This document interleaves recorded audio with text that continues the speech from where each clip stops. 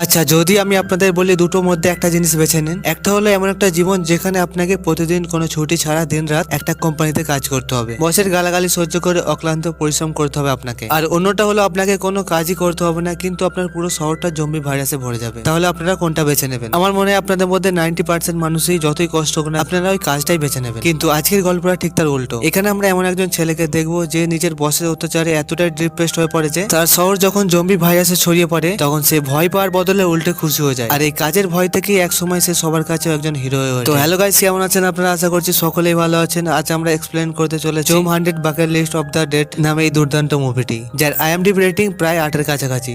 তো মুভি শুরুতে আমরা একটা ছেলেকে দেখি যার নাম হলো টেন্ডো। আসলে ওর পুরো নাম হলো আকিরা টেন্ডো, কিন্তু টেন্ডোর কথাটি আমার কাছে বেশ ফানি লেগেছে, তাই আমি ওকে টেন্ডো বলে ডাকি। যাই হোক, টেন্ডো জম্বিদের থেকে বাঁচার জন্য ছুটে পালাচ্ছিল, কিন্তু তখন তার জম্বিদেরকে বেশি ভয় লাগছিল না, তার ভয় লাগছিল এটা ভেবে যেন তার কাজে যেতে লেট না হয়। এরপর সিন শিফট হয় 1 বছর আগে, যখন আমরা দেখি টেন্ডো তার ড্রিম জব পেয়ে খুব খুশি ছিল, আর সে অফিসে যাওয়ার সময় সবাইকে সে খুশিতে তার ড্রিম জবের কথা নিজে থেকেই শোনাতে থাকে। এরপর অফিস যেতেই প্রথমে তার বস সকলকে তার সাথে পরিচয় করিয়ে দেয়, আর তারা ভালোভাবে টেন্ডো স্বাগতম করে। ওখানে কোসুকি নামে একজন ম্যানেজার ছিল, আর তার আন্ডারেই টেন্ডোকে কাজ করতে হবে। কোসুকি বেশ ভালোভাবে টেন্ডোর সাথে কথা বলে, টেন্ডো খুব খুশি হয়, কারণ সেভাবে ম্যানেজার এত ভালো হলে আর কি চাই। এরপর ওখানে একটি মেয়ে যার নাম হলো সাউরি, তার সাথে টেন্ডোর পরিচয় হয়, আর প্রথম দেখাতেই টেন্ডো তার উপর কাজ করে যায়। এত ভালো জব, এত ভালো ম্যানেজার, তার সাথে আবার সাউরি, টেন্ডোর পা তো মাটিতেই পড়ছিল না। কিন্তু একটু পরেই টেন্ডোর সব ভাবনা জলে মিশতে চলেছে। ওই দিন রাতে অফিসের সকল স্টাফ ম্যানেজাররা সবাই মিলে একটা পার্টি করে। ওখানে টেন্ডো জানায় কলেজ টাইমে সে একজন ভালো রাগবি প্লেয়ার ছিল, তাই সে এত ফিট। এরপর পার্টি শেষ হতে টেন্ডো সকলকে গুড বাই বলে উঠে পড়ে বাড়ি যাওয়ার জন্য। কিন্তু তখন তার ম্যানেজার কোসুকি তাকে জানায় যে আমরা এখন কেউ বাড়ি যাবো না, আমাদের ওভারটাইম করতে হবে, তাই অফিসে যেতে হবে। এটা শুনে টেন্ডোর অবস্থা খারাপ হয়ে যায়, কিন্তু সেভাবে হয়তো প্রথম দিনই শুধু ওভারটাইম করতে হবে, কারণ হয়তো কাজের চাপ আছে, সেই কারণে তাকে প্রথম দিনে ওভারটাইম করতে হবে। কিন্তু টানা 2 দিন 2 রাত কাজ করে সে বাড়িতে ফিরতে পারে। আর এইখানেই শেষ নয়, টানা কিছু মাস এমন ভাবেই কাজ হতে থাকে। টেন্ডো প্রথমে যা ভেবেছিল ঠিক তার উল্টোটা হতে থাকে। সে একটা কাজ শেষ করে ওঠার আগেই তাকে অন্য কাজ দেওয়া হয়। এদিকে আমরা দেখি কোসুকি একদম ঢ্যামনে একটা ম্যানেজার ছিল। সে প্রথমে মিষ্টি মিষ্টি কথা বললেও এখন কথায় কথায় টেন্ডোর উপর রেগে যায়, আর তার কাছে শুধু কাজ আগে। কাজ ভুল করলেও টেন্ডোকে শুনতে হয়, আবার না ভুল করলেও শুনতে হয়। এরপর একদিন টেন্ডো তার ছোটবেলার বন্ধু যার নাম হলো ক্যাঞ্চো,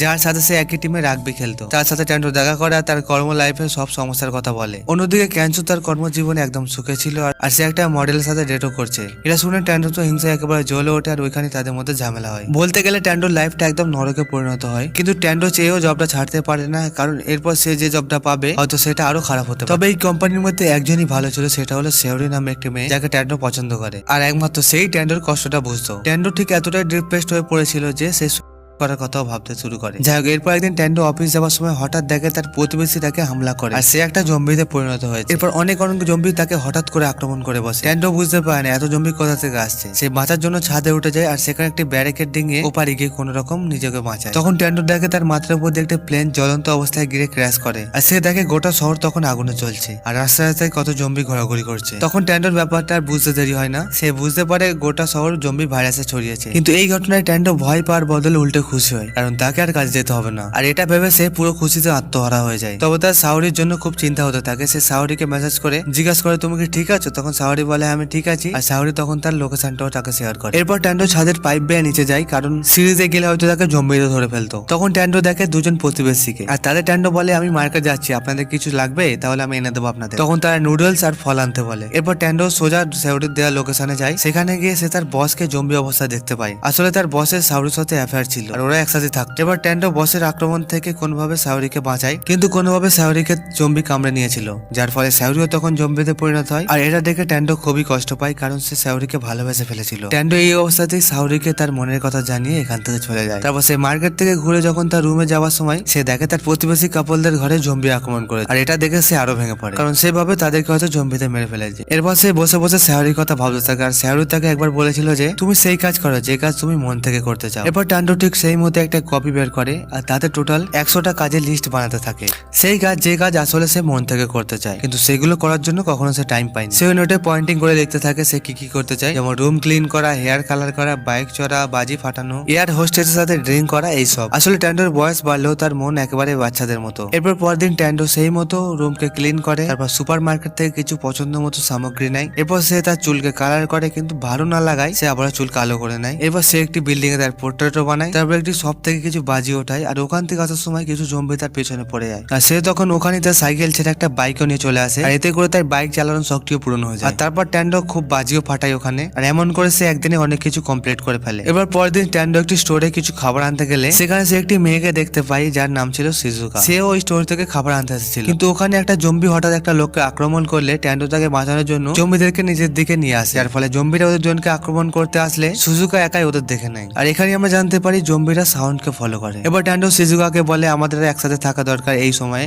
সিজুকা বলে তোমার মতো একজন বেপরোয়া ছেলের সাথে একসাথে থেকে আমি নিজের বিপদ ডেকে আনতে চাই না। এই বলে সে এখান থেকে চলে যায়। এবার সন্ধ্যাবেলা ট্যান্ডো তার বন্ধু ক্যাঞ্চোর কথা খুব মনে পড়ে, কাজে তাকে কল করলে ক্যাঞ্চো বলে সে লাভ নামে একটা হোটেলে ফেসে আছে আর তার চারিদিকে এত জম্বি ভর্তি যে সে বেরোতে গেলে এখানেই শেষ হয়ে যাবে। তখন ট্যান্ডো তাকে বলে তুই কোনো চিন্তা করিস না বন্ধু, আমি তোকে নিতে আসছি। ক্যাঞ্চোর এসব বিশ্বাস হয় না, কিন্তু ট্যান্ডো সত্যি সত্যি তার বাইক নিয়ে বেরিয়ে পড়ে তাকে বাঁচানোর জন্য। রাস্তায় থেকে অনেক জম্বি আক্রমণ করে, কিন্তু সে কোনোভাবে জম্বিদের ধরা না দিয়ে হোটেলের কাছাকাছি চলে আসে। আর ওখানে এসে সে তার রাগবি খেলার স্কিল ইউজ করে ক্যাঞ্চোর কাছে কোনোভাবে পৌঁছে যায়। ওখানে গিয়ে প্রথমে ট্যান্ডো ক্যাঞ্চোকে সরি বলে, কারণ সে ইচ্ছা করে ঝগড়া করেছিল। তারপর সে ক্যাঞ্চোকে বাঁচিয়ে একটি 5 স্টার হোটেলে আশ্রয় নেয়, আর ওখানেই তারা দুজন জমিয়ে পার্টি করে। ক্যাঞ্চো ট্যান্ডোকে ধন্যবাদ জানায়, আর ট্যান্ডো সেই বাকেট লিস্ট থেকে সে ট্যান্ডোকে খুব মোটিভেটও করে। এবার ট্যান্ডো ওই লিস্টে আরো একটি কাজ লেখে, যেটা হলো সুপার হিরো হয়ে গোটা শহরকে এই মহামারী থেকে বাঁচানো। এটা দেখে ক্যাঞ্চো বলে গোটা টোকিও শহর এখন জম্বিদের কবলে, আগে আমাদের এই শহর থেকে বেরোতে হবে। তখন ট্যান্ডো বলে আমাকে আগে মেরিন অ্যাকোয়ারিয়ামে যেতে হবে, কারণ ওখানে একটা স্পেশাল স্যুট পাওয়া যায় যেটা পরে থাকলে শার্কও মানুষকে কামড়াতে পারে। তাই ওরা যদি স্যুটটা পেয়ে যায় তাহলে কোনো জম্বি তাদের কিছু করতে পারবে না। এই বলে ওরা ওখানে যাওয়ার জন্য বেরিয়ে পড়ে।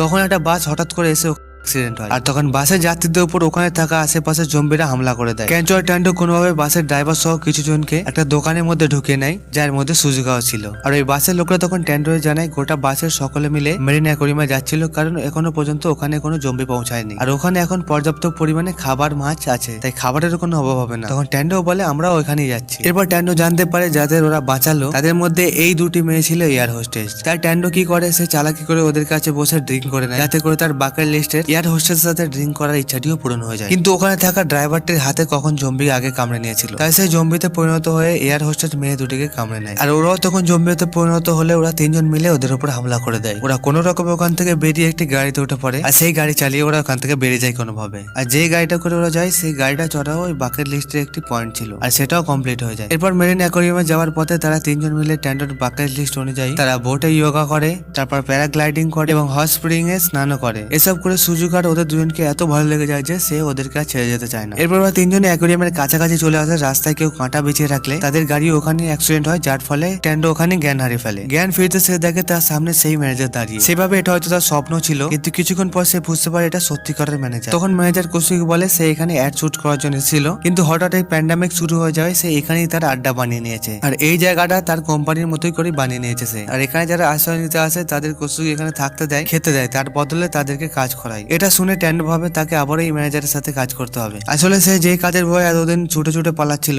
আবার তাকে এই পরিস্থিতি এসে সেই কাজই করতে হবে। এরপর ট্যান্ডো দেখে যে তার সেই প্রতিবেশী দম্পতি তারা মরেনি, তারা এখানে এসে আশ্রয় নিয়েছে। এরপর সে দেখে সুজুকা আর ক্যাঞ্চো ওখানে কাজ করছে। এবার কোসুকি তাকে দেখায় এখানে গেটে অনেক জম্বিকে আটকে রেখেছে, যাতে বাইরে থেকে কেউ তাদের আড্ডায় খাবার চুরি করতে না আসতে পারে। আর কোম্পানির মাল যখন বাইরে নিয়ে যাওয়া হয় তখন তারা একটা মাইক নিয়ে এক সাইডে সাউন্ড করে, যার ফলে জম্বিগুলো এক সাইড হয়ে গেলে ট্রান্সপোর্ট গাড়িগুলো ওখান থেকে বেরিয়ে যায়। আর কোসুকি বলে তোমার এখানে কাজ করা উচিত, নাহলে তোমার বন্ধুদের এখান থেকে বের করে দেওয়া হবে, আর বাইরে গেলে ওটা কোনোভাবে জম্বির থেকে বাঁচতে পারবে না। তখন ট্যান্ডো বন্ধুদের কথা ভেবে ওখানে কাজ করতে থাকে, আর কোসুকি ট্যান্ডোর সাথে খুব খারাপ ব্যবহার করে। সে তাকে খাবার সার্ভ করা চাকরের মতো খাটাতে থাকে। এটা দেখে ক্যাঞ্চো খুব রেগে যায়, কিন্তু তখন সেই প্রতিবেশী তাকে আটকে বলে তুমি এমনটা করলে ওরা আমাদেরকেও এখান থেকে বের করে দেবে, আর আমার প্রেগনেন্সিকে নিয়ে আমি কোথায় যাবো বলো। এটা শুনে ওদের কথা ভেবে ক্যাঞ্চো থেমে যায়। এরপর পরদিন আমরা দেখি একটা জম্বি কোনোভাবে ট্রান্সপোর্ট গাড়িতে ঢুকে পড়ে, আর গাড়িটা ওখানে আসতেই জম্বিটা হঠাৎ নেমে তাদের উপর আক্রমণ করে দেয়। আর এই ঘটনায় ওখানে সব জম্বিগুলো ছাড়া পেয়ে যায়, যেগুলোকে সামনের গেটে বন্দি করে রাখা হয়েছিল। আর এই সব জম্বিগুলো অ্যাকোয়ারিয়ামের ওখানে চলে আসে,